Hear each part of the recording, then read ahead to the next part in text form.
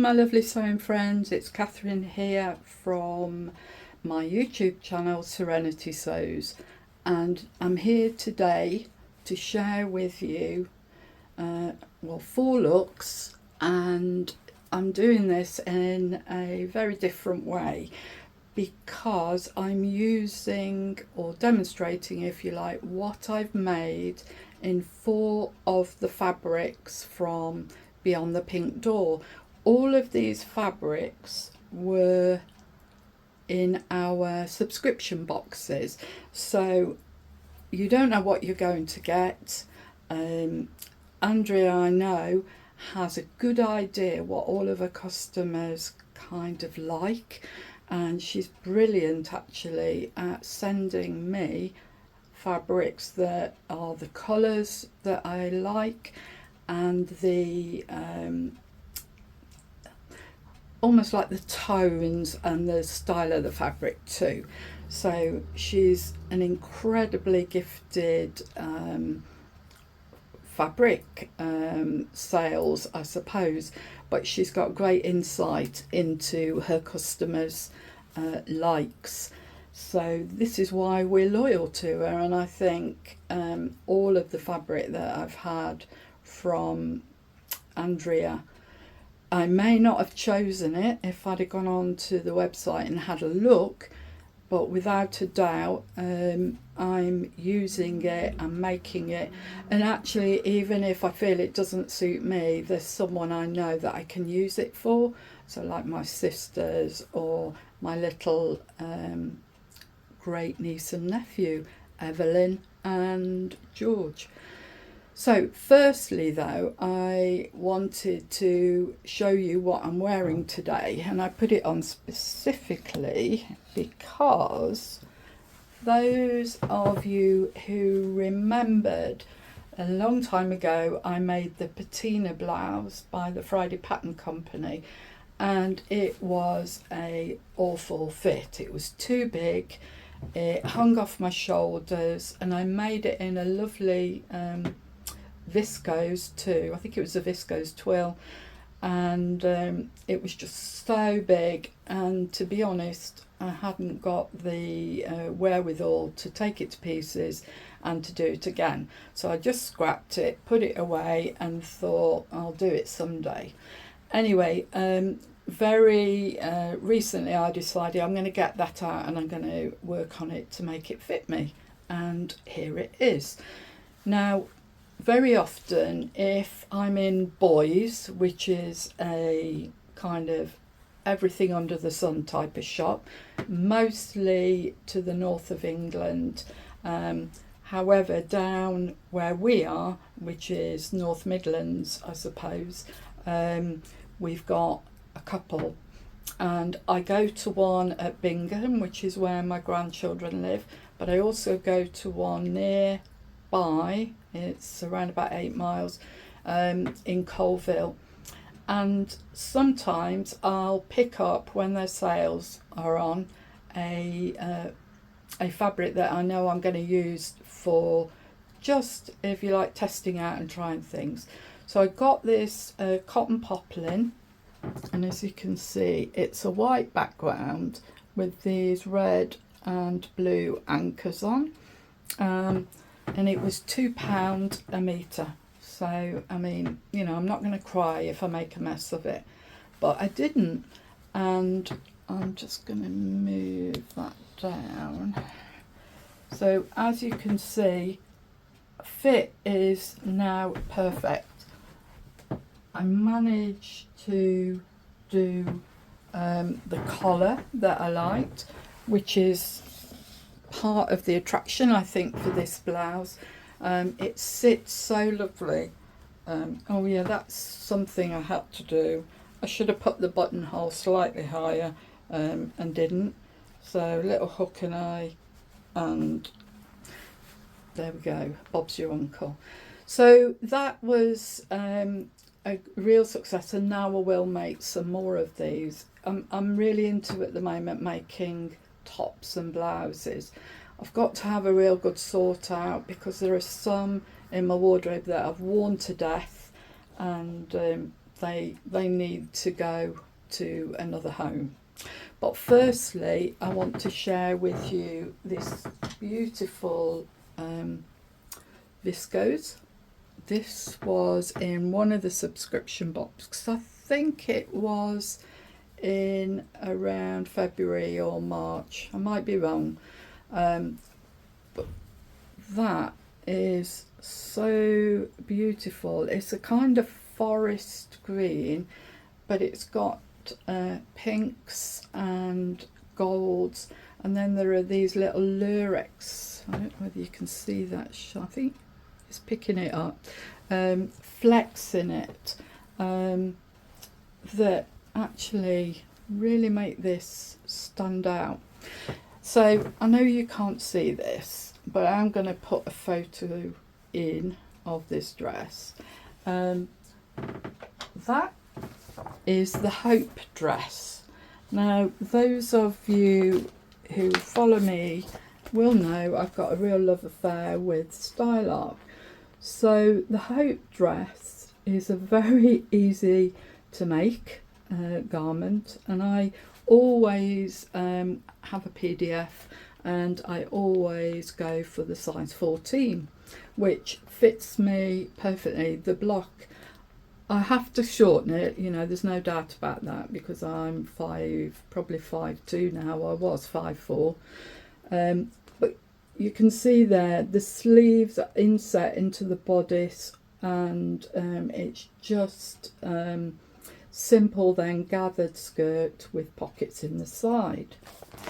So I made that version, but then I saw on the Style Art website that they've got an extension pack. So I thought, yeah, that's going to be really useful for me. For one dress pattern, now you can make 4 styles, or you can make more than that, I suppose, if you look at doing different things with the skirt. But I haven't got this version to show you, but again, I've made that one in a very lightweight viscose, and it's absolutely beautiful.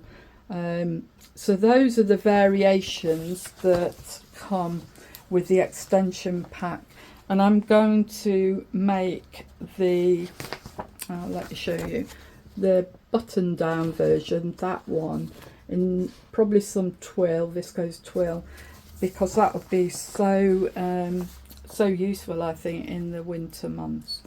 So that's the first garment I want to show you.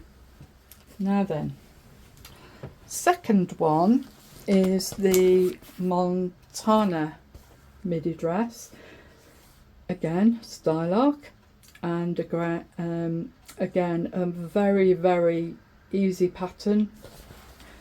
It says it's easy to medium for the capability of sewers, but also this can be made in a knit and a woven. Now, I've not made it in a woven, I've only made I've not made it in a knit, I've only made it in a woven. This dress also comes with an extension pack. I haven't got that one yet, but I am looking at getting it. It takes, for my size, it says 3 meters, but I've got it out of 2.5 meters, because like everyone, we do that little bit of Tetris in terms of making the pattern fit. So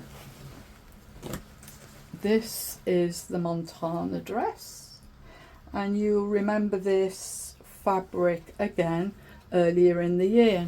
Now, if I'd have seen this fabric on the website, I wouldn't have gone for it, mainly because it's the kind of nod to the kind of animal print. But actually, once I'd made it up, I loved it. And I decided, I'm like many women past a certain age, I don't like my arms, so I decided I would make an open shirt with this, and I can't tell you how I enjoy wearing this. This is, again, it was a very, very inexpensive cotton linen look, but the colours are just so gorgeous.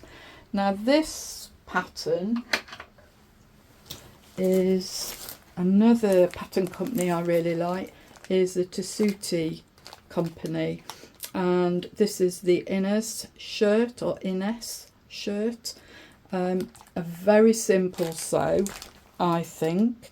They say it's an intermediate level, and they've got a really good range of sizes too.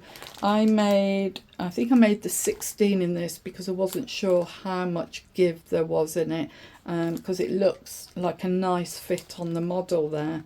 And isn't it nice to see older women modelling some of these styles? I really do think that's something a lot more companies need to get their act together on. So that's the Ines shirt, and as I said, I really loved that, and I am going to make another one of these. I thought about making it in a lightweight cord, so not quite a coat, but definitely a shirt that will be very, very useful. Just have a little sip of my coffee.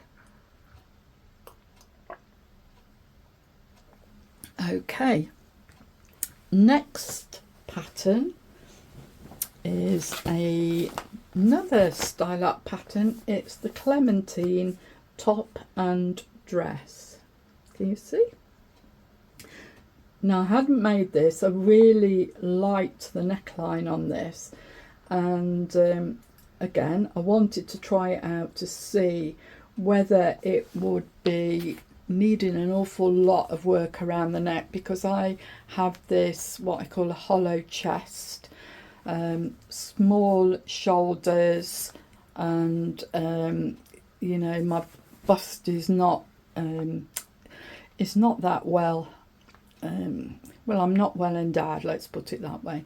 So I thought, I'm going to test this out first. And guess what? It absolutely needed no work at all. I made it in this gorgeous, again, viscose from the Pink Door. And the version I did has the lower frill at the bottom. So it does sit, I would say, above my ankle, probably mid-calf, and then it's got shirring just at the edge of the sleeve. I wore this recently to a conference, and I was on the train on the way up, and the ticket guy was coming down the train, and he said, "Oh, you look so lovely in that pink." And that's the first time it's generated a complete stranger saying that. Anyway, because I was wearing it with this Sorrento jacket, this Sew Over It Sorrento jacket, which I wear an awful lot, I have to say. And this pink baby cord was from Andrea too, a couple of years ago now, and it's kind of got an etching in the fabric. I don't know whether you can see it. Maybe try the back. It's kind of like scrolls, but this has been a brilliant jacket, spring, summer, autumn, and I'll probably make a new one of these next year, but I love that outfit together, so success there. Now the final final item I've got for you is a change of pattern company. It is the Atelier Jupe Leah dress, real summer dress, this one, and again it is, I think, an easy sew, but they put it at intermediate, easy to intermediate. And I am going to modify this simply because it's got a very deep frill on, and I feel I need it to be more at my calf length rather than my ankle length. But look at the colours in this, isn't it gorgeous? Another viscose, another subscription fabric. Now I think I might be wrong there, but I think I doubled the fabric on this because I don't like seeing underneath when you've got a lot of gathering, particularly if you don't have the same colour on the fabric, because it might be a different base colour on the back. But again, I wanted something to wear over the top, and I made this beautiful jacket. This is a style art pattern, and this is the Smith woven jacket. Now the reason I like that is I was drawn to it by this pleat at the back. It's not short, which is a good thing for me, and it's not as intricate, I think, as the Sorrento jacket, but I absolutely love it. So I did a little bit of collar on the underside of the collar, and also on the underside of the pockets, and I decided to make my own binding and just pretty it up on the inside, because again, I just think these little touches make such a difference when you're wearing it. On the placket coming down there, you've got a hidden button band. Now I didn't do what the pattern told you to do, and then I realised why the pattern told you to do this when it did. So if you leave your buttonholes rather until you're finished, you will have some difficulty doing the top button, but the pattern tells you to do it when you construct the button band after you've interfaced it, pressed it, made sure you've got the right measurements for it, which I did. And then I thought, oh, I'll do those when I normally do, which is right at the end. But then I had a devil of a job to get that buttonhole where I wanted it. So lesson learned there, that next time I make this, I will do it in that order. Now the other thing I liked about this pattern is the sleeve is in two parts, and where you join it, then you make this pleat and you stitch down that pleat. And again, it's just that little detail, I think, that is so different. No button on the cuff, so that's easy. And as I said, one of the things I really like about that is this pleat at the back. I have had so many comments about this jacket. It's made in linen, and it's kind of a terracotta, which goes with so many of my other clothes. I think, honestly, any of you wanting to start to try to make a kind of denim jacket-ish style, have a look at this, because I do think this is slightly easier and not as intricate as some of the other patterns. So I think that's all I'm going to share with you today. I will come back and do some more makes I'm never not sewing, so there's always something to show you. And I again want to say thank you for following me. Give me a thumbs up, and I really appreciate all the time that you take to watch these videos and also to comment. So for now, I'll say goodbye and be kind, and thank you, lovely sewing friends.